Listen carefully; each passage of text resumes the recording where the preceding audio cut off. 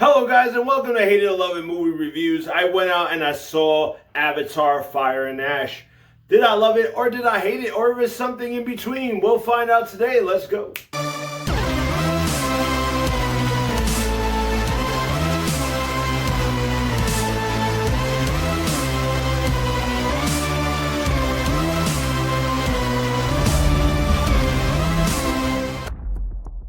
Your boy Jeremiah The Revelous here. It's a new day, it's a new review. Don't forget to subscribe to your boy for movie reviews. And today I'm going to be reviewing Avatar Fire and Ash. So for Avatar Fire and Ash, it's the third installment of the Avatar franchise. It takes place right after Avatar The Way of Water.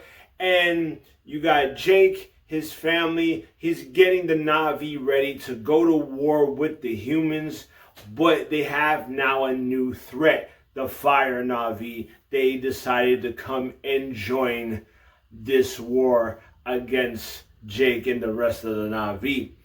And I gotta say, I have been a huge fan of the Avatar franchise. It's just a really great movie. You know what I'm saying? Yeah, it is Ferngully in Space, Last Mohicans, but I like those movies. And I find it that these movies are really good. And I gotta give it to James Cameron, because James Cameron, he knows how to immerse you into the world of Pandora. Every time I watch these movies, I find like it looks so real. It looks like I am really in a different planet or a different world. And James Cameron knows how to do that. And what makes this movie really good is the fact that James Cameron really knows how to touch base on what goes on today. I like the fact that we have the Na'vi, they believe in Awa, which Awa represents God. And how you have the Ash people, they don't believe in Awa. They literally think Awa does not exist. And the way they look very demonized. Like, it looks like they're the versions of the devil. You know what I'm saying? And how James Cameron does it, he makes it so relatable, because you have the Na'vi, they believe in Awa, they have so much faith in Awa. And then you have like Jake, he's starting to lose faith in Awa because of the death of his son. And then you have the Fire Na'vis, like they're anti-Awa. So it's just like how it is today. And I like how James Cameron balances that out and explains all that in the film, which I really thought that was really good. And also like how he explains racism too. The humans, they don't like the Na'vi really because they just want to take over their earth. But they call them savages because of the way they look and how they act. And then you got the Na'vi, they really hate the humans because, you know, they destroy their land and everything. But they also make fun of them, what they look like. You know what I'm saying? Jake's wife, she really despises humans. And she doesn't like Spider. You know what I'm saying? And she has a name for what the sky people are, like a racial slur. And her hatred is so inverse. Even though that Spider is a very good person, she cannot stand the way he looks and what he represents. She finds him an outcast. And it plays really well because in her journey, she finally realized that the hatred she has is no good. It's not of Awa. And I really like how James Cameron, does that. And also the action sequence. The action sequences are very epic. They're very epic in scale. And it's especially when you're watching them, you feel like you're going through a roller coaster ride. It's like Flight of Passage. I also like the fact that we get these other different Na'vi tribes. Like they have what we call an air Na'vi, which they do trades. They trade between each and every tribe. And I like how different they are, and the way they do things is a lot different.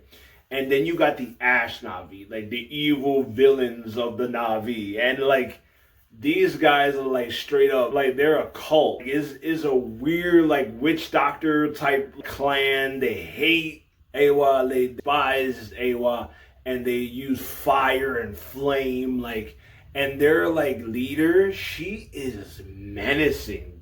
She's a great villain in this franchise. Like, I hope to see more of them because they're a big threat. I think they're more a bigger threat than the actual human beings. They want to cause riot and chaos.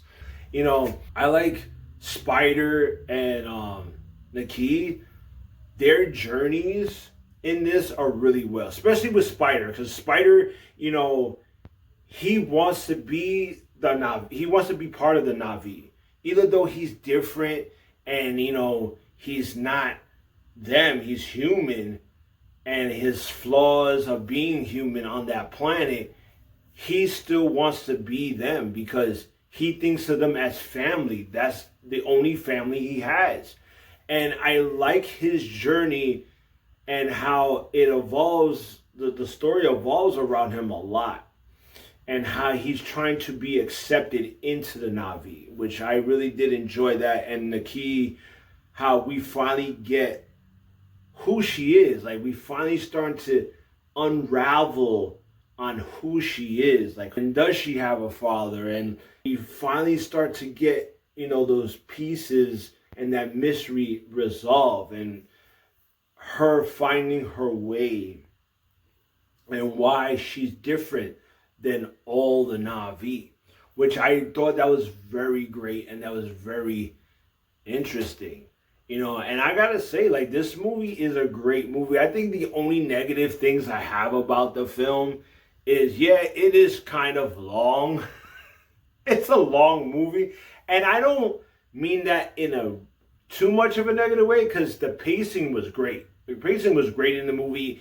It's just the fact of the matter is that finding time to go see this movie is not easy when you have to go to work. You know, I had to go to an 8:30 screening to watch this movie so I could make it to work on time. And that wasn't easy. So, you know, it's finding the time to sit down and watch this movie is not an easy thing.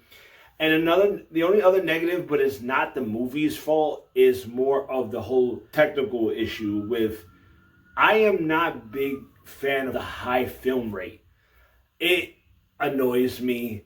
Every time I see it, it's just jarring to me because it just feels like you have a flat surface with a 3D, you know, look to it. And I don't like it. And I didn't think they were doing a high rate when I went into the film. And I was like, oh, I hate high rate. It's cool to see with like fire and water and stuff like that, more background.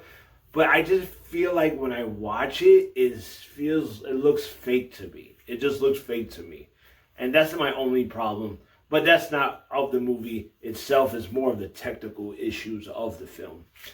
But overall, this was a really good movie. I really enjoyed this movie. I advise you, check it out, and check it out on the biggest screen because, like I said, Avatar films are great to watch it in IMAX, like Adobe, like 40X. Like, those are the theaters you should watch it in. Is it my favorite of the Avatar franchise? No, I think The Way of Water is my favorite, but this movie itself is freaking amazing and is a great third chapter into the Avatar franchise. So what did I rate this movie? Did I love it or did I hate it, or is something in between? Well, I'm going to give it a love. That's right, I give it a love. I really did enjoy this movie. This movie was great. I have not too many flaws.